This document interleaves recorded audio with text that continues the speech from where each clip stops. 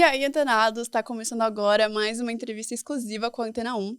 E o bate-papo é com o Nick Littlemore, que é membro do PNAU, DJ que fez o remix de Cold Heart com Elton John e a Dua Lipa. Let's start out with a bang. Of course, I need to talk about your Cold Heart remix with Dua Lipa, which took the world by storm and has gained a special place in people's heart.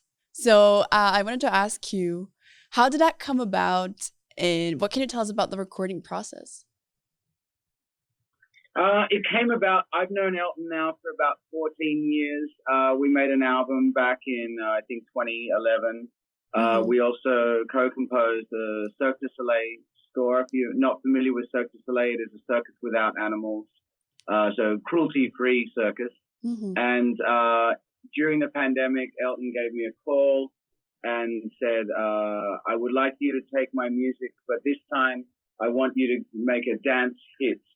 And that was the directive. And Peter, Sam, and myself, because PNAU is a trio, we went away and busily made about 15 songs, each one containing about 4 different Elton songs. So it was a lot of work and a lot of puzzles, you know, to kind of make this work. Yeah. Anyway, Elton rejects all of them. And then we come up with one more, which is Cold Heart. And, well, as you know, the rest is history. And it sometimes it takes this long even when you're writing a song. But when you're taking parts from other songs and you're taking Bernie Taupin's beautiful lyrics and trying to make everything weave to make sense, there was someone else in the room, you know, maybe some kind of genius in the wall or a genie or an angel. This is, it's sort of divine, if you will, you know? Yeah, I think people can feel that. So how come those final 4 songs made the cut? Like, what was that choosing process like? I chose the first one, which was Sacrifice. And really from there, I sent that to Peter because we were all separated because we were in lockdown. Right. And Peter really did the heavy lifting on this. Peter, I've been making music with since I was 14, 15 years of age. And all power to Peter on this. He really, he's changed our lives, you know. He's made this incredible song, which I believe will be around for eternity now. Yeah, definitely. So, well, speaking of its impact on people, Cold Heart was also a huge success here in Brazil and here at Antena. So just for some context, we post translation videos every day of songs that we play. And the Cold Heart video has over 200,000 views. And it was our most requested song in 2022. And it was our 3rd most requested song in 2021. So did you ever expect... Wow. Yes. That's so cool. 2 years in a row. So did you ever expect to reach so many people at once? No, you know, I mean, it's always been a dream of mine. And I think that if you're ever making music or you're in a band, you want to be the biggest band. I mean, you want to be the loudest. You want to be able to part the rivers. You want to climb the highest mountain. And you want to heal every soul that is hurting. I think music and shaman and spirituality, they're all very interconnected, and I believe it is the role of every human to help one another. Yeah, that's a beautiful message. I want to explore more about that connection that you mentioned, because I think that one of the coolest aspects of the song is that it introduces Elton to Dua Lipa's fans and vice versa. So what is it like to unite different generations? And is that something that you try to do often? Well, yeah, I mean, that was really a directive of Elton that he wanted to connect with younger people. And if you've heard our album we made with Elton years ago called Good Morning to the Night, we were really more interested in making Elton into an underground artist. And this time he wanted us just to take the vocal and really make a dance record and to bring him, because, you know, every time I've hung out with Elton in his various houses or his planes or whatever, he's always playing dance music. You know, dance music is really the music he loves. And it just so happened that we were tasked with that incredible honor to take Elton to the disco. Yeah.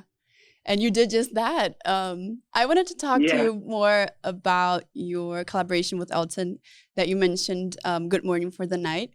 So how did he get in touch with you? What was that like? Originally, he got in touch. He was having dinner with a mutual friend, an Australian actor by the name of Tony Collette, who's in some very big movies, I'm sure you know. Yeah. And Elton had just gone to a record store that day, and he bought our album, our self-titled album, PNAU, PNAU, and he was in love with this record.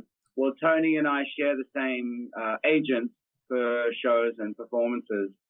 So she passed on my number. The next day, I get a phone call, and it's Elton John on the phone, and you're thinking, this is completely crazy. Like, Yeah. is this a joke? And my friend's playing a joke on me. But sure enough, about half an hour later, we were whisked into his private hotel suite, and there's Elton John changing my life. And I have to tell you, since that moment in my life, my feet have never touched the ground since. I can imagine. So that was over 10 years ago, right? How do you think that you've changed as an artist? I think the largest portion of change for me from having met Elton, it was not a time for me to sit back and say, oh, I've made it. What it was really was an opportunity to truly start the work. And as an artist, what we want is the ability to work more and more. And I am obsessive with work. And Elton, I mean, no one works harder than this man. You know, he's 75, he's still touring. He is a machine, you know, but he's an organic animal. I mean, he is a soft machine full of love and light and levity. And so I guess, in a way, my greatest lesson from him is to pay it forward. So I try and help a lot of younger musicians or even older ones who've been overlooked. But I believe that is the role, you know, to pay it forward. He's done so much for me. I can't give him much more than, you know, the biggest global smash of the last 20 years. But beyond that, it's really to help young people. And that's what I'm truly excited about. Yeah, that's lovely. So what advice would you give to those young people who are starting out or who want to start out in music?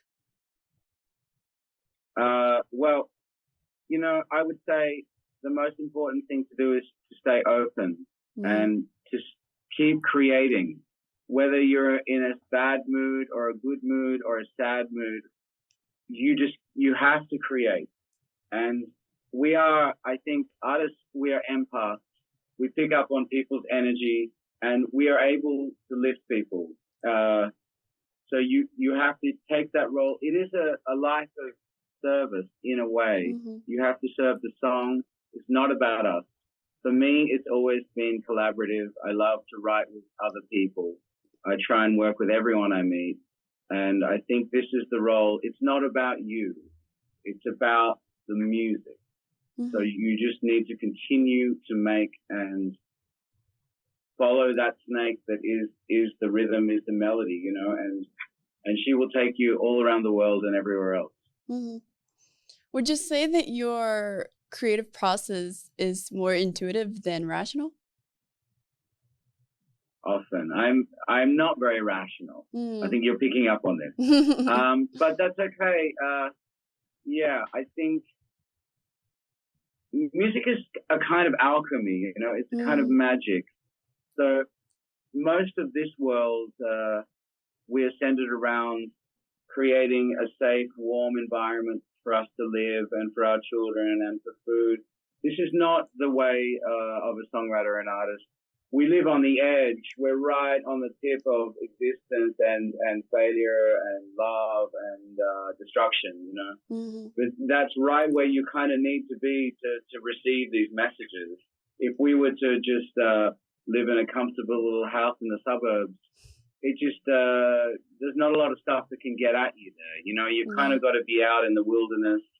I travel all the time, everywhere, and everywhere I go, I write with people. I was just in South Korea working with some folk musicians, making some completely crazy music.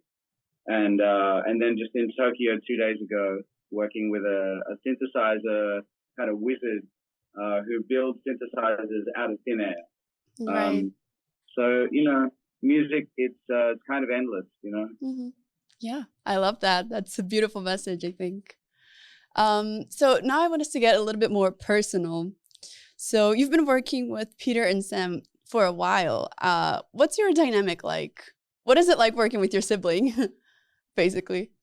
Very hard. It's Yeah. with my brother. He's my big brother, and he's deeply complex, and he's a beautiful soul.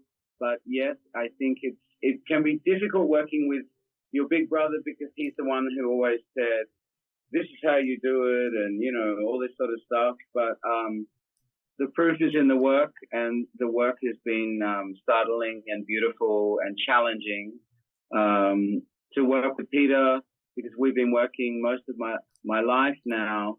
He is my musical brother, and we have been through ups and downs and everything in between, but we have a deep respect for each other, and we are fortunate enough that we have, I guess, come through the storm to a place of just love and understanding, Yeah. And we're a team. So right now I'm touring in Australia. Peter couldn't make it because his wife is doing very important business and he's at home with the babies. So I'm over here doing that, and I'm sure in the future things will go the other way. So we just look after each other, Yeah, that's lovely. So how do you think that your teenage self would react if you knew that you were going to become a full-time DJ? I don't think that my former self would believe any of it. I did sort of manifest a few things when I was about 18. I did sort of write a page about what I wanted, and we hear more about this these days, about setting intentions, and all this sort of stuff. But I just sort of did it because I felt I should do it. It wasn't because it was popular or whatever. But I think in a way, if you do sort of chart out what you desire, maybe wordlessly or not, maybe it is a way of manifesting your desire. That's lovely. Speaking of intentions, what do you want to get from the rest of 2023? Well, I'm having a baby in about a month.